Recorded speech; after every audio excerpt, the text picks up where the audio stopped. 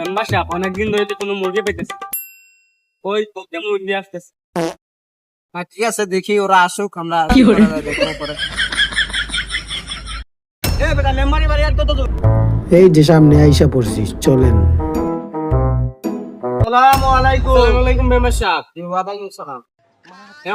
Member সাহেব, ও আমার সাথে ধাক্কায় আমার মোবাইল ভাঙছে, এই মোবাইলের জরিমানাটা আমি চাই।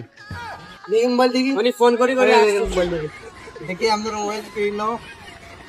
মোবাইলের ডিসপ্লে চলে গেছে। কত হইছে? আচ্ছা কি করে?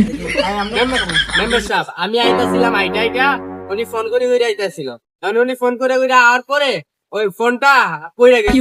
মেম্বার সাহেব করে আসার সময় দেখে নাই, এখন আমি কি করবো কোনসান? ঠিক আছে, আমি বুঝছি তো। এখানে যে আপনারা ঘটনা করছো, সাথী আছে তো?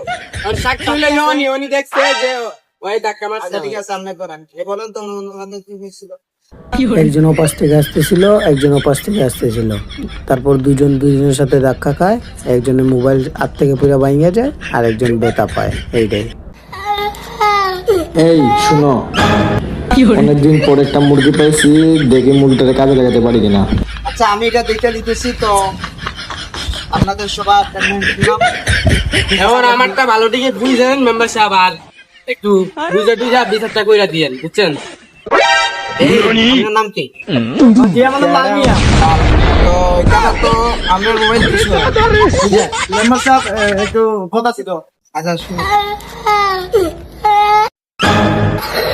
এই মোবাইল তো অনেক ক্ষয়ক্ষতি হয়েছে। এই আপনার তো দেখছেন না, মোবাইল ক্ষয়ক্ষতি হয়েছে। নইলে আপনার 50,000 টাকা দিতে। আরে মেম্বার সাহেব এটা ওই প্রতি ফোন করে আইতেছিল, এখন তা আমার দোষ নাই, এত কত ফোন করে আসছিল, আপনি দেখবেন না? আরে আমি তো দিই, ওর কিন্তু মোবাইল টাকাটা তো হয়ে গেছে, আমি তো আর মোবাইল ক্ষয়ক্ষতি হয়েছে, আমরা টাকা।